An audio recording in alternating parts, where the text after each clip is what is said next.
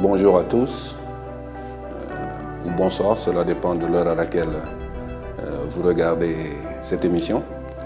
J'avoue que je suis très heureux, pour une première fois, de venir parler de la série Un café avec. C'est vrai que ce n'est pas une habitude, d'ailleurs c'est quelque chose qui n'a jamais été prévu, mais bon, vu que la série a eu entre-temps un arrêt, et certaines situations plus ou moins assez difficiles que nous avons vécues, que l'équipe a vécues. Donc il était normal aujourd'hui que Gelongal puisse faire le point et, par rapport aux Sénégalais. En même temps, en profiter pour répondre sur les questions, beaucoup de questions que se posaient les internautes depuis tout ce temps.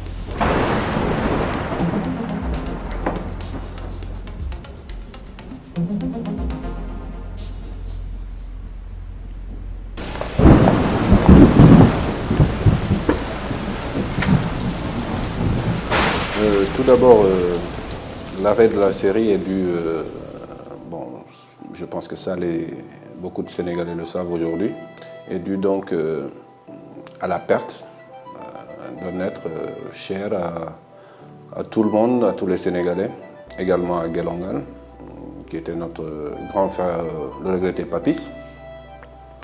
Donc, il était logique que la série ait un coup de frein, vu le rôle que Papis jouait dans l'organisation et disons dans l'organigramme de Gelongal. Voilà, donc entre le rôle de coordonnateur, il s'occupait d'énormément de choses que je ne vais pas lister ici. Mais bon, il est aisé pour les gens de comprendre que sa perte fut déjà un choc pour toute l'équipe. Et ensuite, il fallait recoordonner plusieurs choses, n'est-ce pas? Donc tout cela a mis du temps. Nous nous en excusons, mais quand même, j'avoue que le public et les Sénégalais nous ont témoigné beaucoup de sympathie, énormément de mails, de sympathie, de courage. Et ça, c'est quelque chose qui nous a boosté et nous a forcé à repartir de plus belle. Donc que les Sénégalais ne s'inquiètent pas, le café est en route et il viendra très très très bientôt, beaucoup plus tôt même que les gens ne le pensent.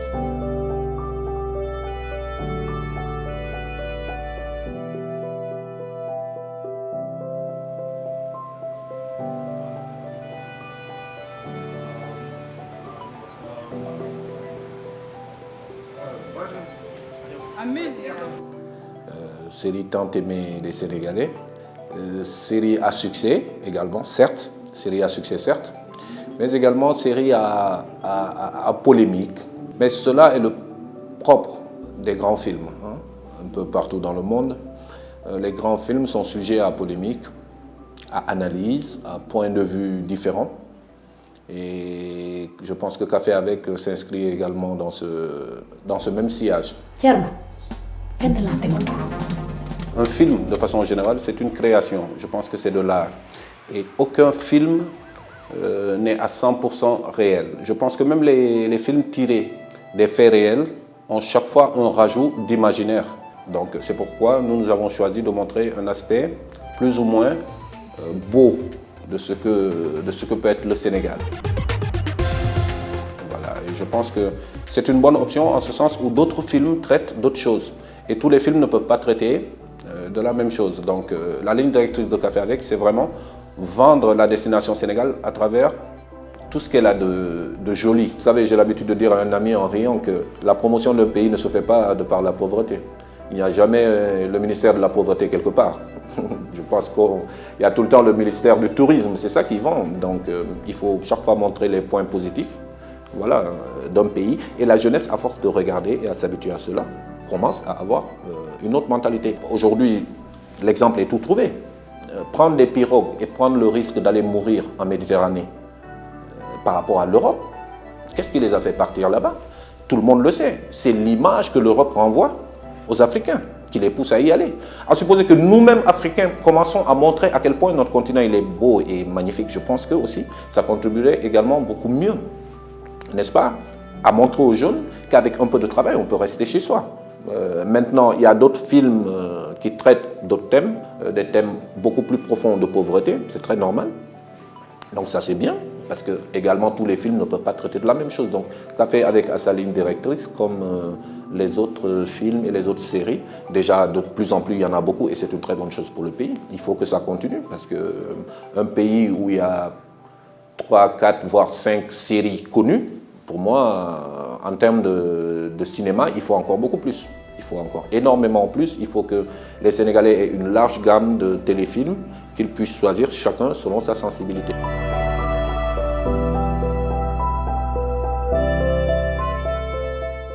Alors, il y a une question qui revient souvent. C'est celle de savoir si Un café avec est un film sénégalais.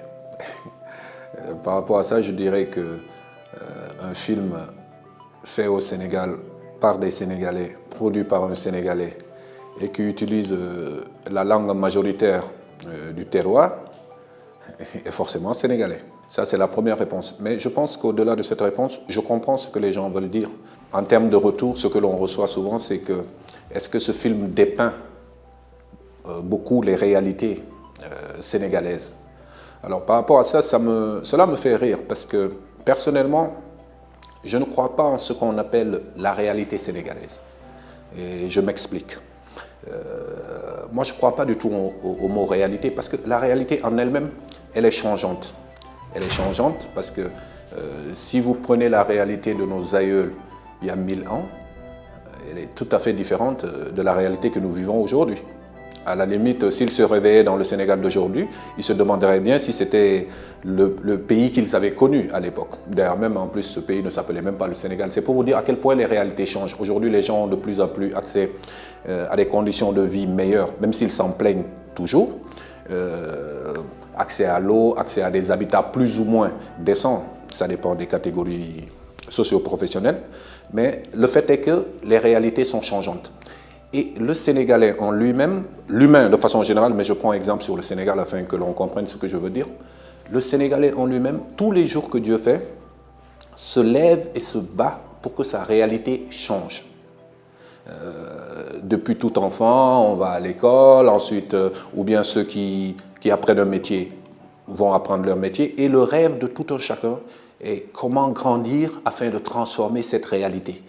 Voilà. Aujourd'hui, par exemple, si vous prenez sur le plan politique, vous avez le parti au pouvoir, vous avez l'opposition, et chacun de ces partis propose aux Sénégalais des conditions de vie meilleures. Cela signifie quoi? Cela signifie que la réalité en elle-même que l'on vit n'est pas une fatalité et qu'elle peut changer. Et tous les jours que Dieu fait, encore une fois, l'humain se bat afin de changer cela. Parce que, au fond de soi, quelque part dans notre inconscient, on sait que la réalité que nous vivons en ce moment n'est pas la nôtre et que c'est une réalité qui peut changer. Donc la grande question est, mais si vous croyez tant en la réalité sénégalaise, pourquoi vous battez-vous tous les jours afin qu'elle change? Par contre, je crois aux valeurs que nous incarnons selon la réalité que nous vivons. Et ces valeurs, si vous regardez au fond, elles sont des valeurs universelles, que ce soit un Sénégalais ou une autre nationalité.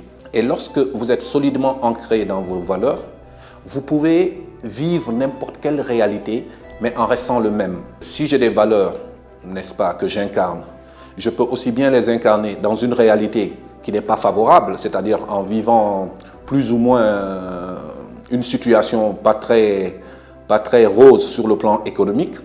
Mais si je garde les mêmes valeurs, je peux facilement vivre dans une situation également de luxe ou de situation économique favorable. Mais n'empêche que je garde toujours les mêmes valeurs. Un Sénégalais qui est solidement ancré dans ses valeurs, aujourd'hui peut changer de réalité. C'est-à-dire, il quitte le Sénégal, il se retrouve aujourd'hui au beau milieu, par exemple, de Times Square aux États-Unis. Mais n'empêche, il a toujours avec lui ses valeurs.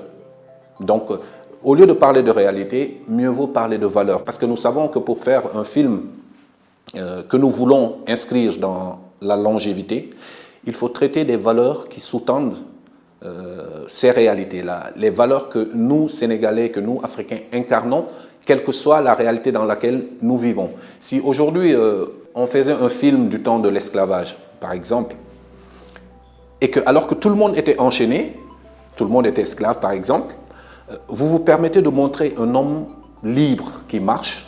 C'est sûr que les esclaves de ce temps allaient vous dire que, mais écoutez, vous faites un film qui ne traduit pas nos réalités, parce que notre réalité est qu'on est enchaîné. Alors qu'en réalité, votre réalité n'est pas le fait que vous soyez enchaîné. Votre réalité est celle d'un homme libre. Mais par contre, les circonstances actuelles font que par l'envie et la soif de domination voilà, du colon, vous êtes dans cette situation. Donc il ne faut pas confondre la réalité que l'on vit actuellement et les valeurs que nous incarnons dans cette réalité. Et ces valeurs, pour moi, ce sont des valeurs universelles qui sont partagées depuis la nuit des temps. Ce sont ces valeurs qui font que lorsque l'homme les incarne, il devient de plus en plus meilleur, et quelle que soit la réalité qu'il vit. Donc Café Avec a choisi de traiter les valeurs. Donc si vous voulez traiter les valeurs, vous avez deux solutions. Soit vous dites aux gens, voici vos valeurs, voici ce qu'il faut incarner. Mais pour moi, ça c'est une erreur, parce que vous vous positionnez en donneur de leçons, alors qu'il ne faut pas. Ou alors, vous montrez quelles sont les conséquences qui peuvent nous arriver une fois ces valeurs trahies, en quelque sorte. Donc dans ce sens, quand vous regardez le film, il y a énormément de fenêtres. Par exemple, vous avez la situation chez Thierno Diallo, la situation chez Bakayoko, la situation Gora, la situation chez Ina, la situation chez Cathy, chez Boops.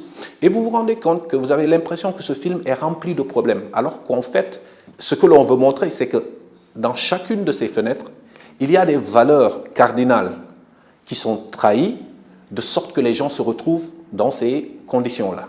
Donc nous, c'est cette option que nous avons choisie, c'est de montrer quelles sont les conséquences qui peuvent nous arriver une fois que ces valeurs sont trahies. may naa la 5 secondes pour nga disparaître jóge fi. Thierno lu xew. dese na la ñetti secondes. Nous avons choisi de traiter de l'humain plutôt que de traiter de l'actualité. Parce que lorsque vous traitez de l'actualité, l'actualité, elle peut être journalière, c'est-à-dire elle peut passer.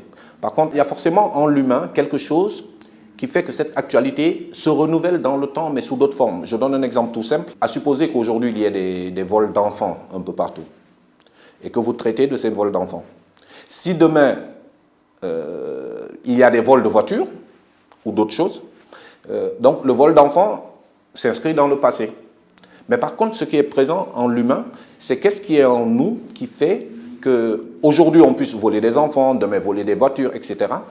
Donc ça s'appelle par exemple la soif du gain, la soif d'argent ou la soif de domination. Et ça, c'est des sentiments qui sont en chaque être humain. Donc nous, dans Café Avec, on a préféré traiter les sentiments plutôt que de traiter d'actualité. Donc afin que ce film puisse être même traduit demain en chinois ou en une autre langue, je pense que chaque peuple pourra se retrouver à travers les acteurs de Café Avec, vu ce qu'ils incarnent.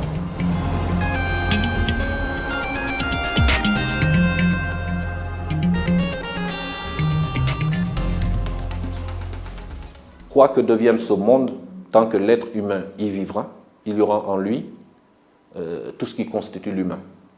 La meilleure façon d'aider un être humain, on dit généralement, c'est l'éducation qu'on lui donne. Et quand on éduque quelqu'un, ce n'est pas le corps qu'on éduque, c'est plutôt les sentiments en soi que l'on éduque. C'est tout ce qui est néfaste en soi que l'on essaie d'épurer. D'ailleurs même, c'est cela le rôle de la prière. Hein. Et voilà, nous, on s'inscrit dans ce cadre et on compte y rester. Ce qui fait que les humains qui viendront dans 500 ans, habités par les mêmes sentiments, se verront forcément dans ce film. Je pense même quelque part, et je le dis ironiquement, hein, que les Sénégalais aiment Café. Ceux qui critiquent Café, c'est quelque part parce qu'ils se retrouvent en plein d'acteurs, même s'ils n'osent pas le dire, j'en suis certain. Alors en ce qui concerne la fabrication du film en général, je pense qu'il y a plusieurs points. Déjà, parler de l'identité musicale, après l'identité visuelle du film. L'identité musicale, donc, ce sont des compositions propres au film lui-même. Aujourd'hui, qui sont disponibles dans les plateformes de téléchargement à travers 240 pays. Donc, pour ceux qui ont besoin de l'info. Donc, on a décidé de créer les musiques propres à Café Avec.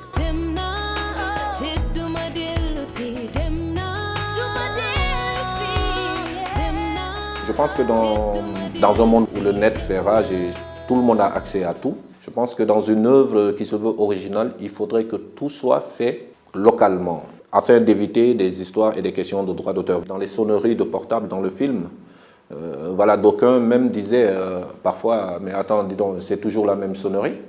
Eh ben, moi je dis, ceux qui utilisent des sonneries avec des musiques d'artistes ou des sonneries composées qui ne sont pas libres de droit en prenant du Beethoven, etc. et tout, s'exposent demain à des problèmes de droit d'auteur. Il ne faut pas parce qu'ils ne se sentent pas inquiétés aujourd'hui, que cela ne peut pas arriver demain.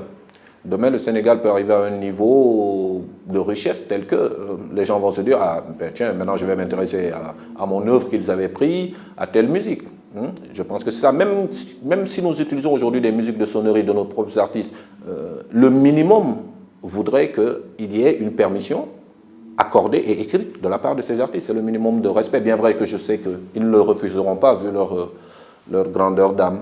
La seconde chose, c'est le côté réel. La réal n'est pas facile parce que déjà, hormis l'écriture du scénario, la mise en scène, avec les acteurs, parfois, c'est pas facile parce qu'il faut énormément travailler sur les comportements d'acteurs. Parfois, il nous arrive même de passer une journée sur 2-3 scènes. Ça en vaut la peine parce que lorsque vous avez du respect pour le public et que vous voulez lui donner un produit de qualité, nous, on ne lésine pas sur ça. Maintenant, c'est en 1000 jours aux soif, quoi, tu. Ok, d'accord. Ouais, toi. Toga, dama la soxla toga. Boy, toga.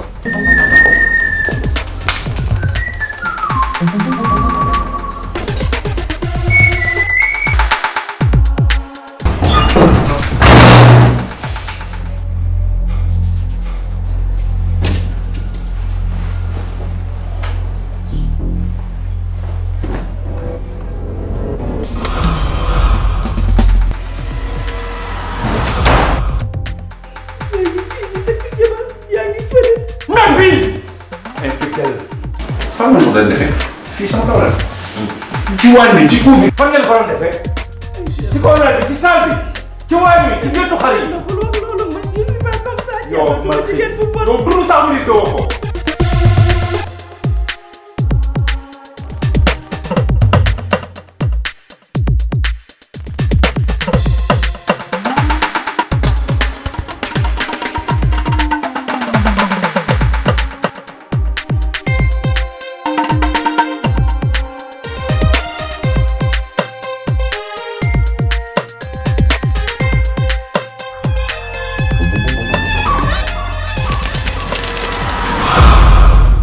D'aucuns également nous demandaient pourquoi Café Avec n'utilisait pas des acteurs professionnels. Moi, je pense que quand Guérongal a pris en cours la 3e saison de Café Avec, nous avons trouvé Café Avec un concept qui était vraiment de mettre, hormis des jeunes qui débutaient, certaines personnes célèbres.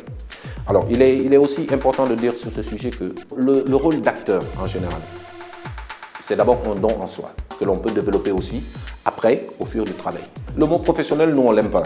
On n'aime pas, même à Guérongal, on n'a jamais accepté de se qualifier comme professionnel parce que je pense que le mot professionnel limite la personne. Vous vous dites professionnel, ça veut dire que vous avez atteint une certaine échelle et vous vous arrêtez. Non, nous sommes des créateurs perfectionnistes pendant tout le temps.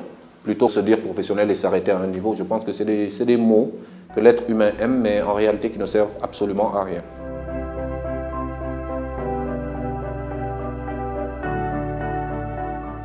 Nous sommes nés et nous nous sommes rêvés dans un pays où on nous a dit « Voilà ce que vous êtes des sous-développés ». Alors, sommes-nous réellement des personnes sous-développées vivant dans un pays sous-développé? Ou bien sommes-nous des gens à qui on a fait croire que nous sommes sous-développés? Comme le disait quelque part Sankara, il faut oser inventer son avenir parce que l'avenir s'invente de soi-même. Si vous croyez que vous êtes quelque chose et que vous y resterez éternellement. Par contre, si vous croyez que ce n'est pas une fatalité, vous aurez l'envie de bouger.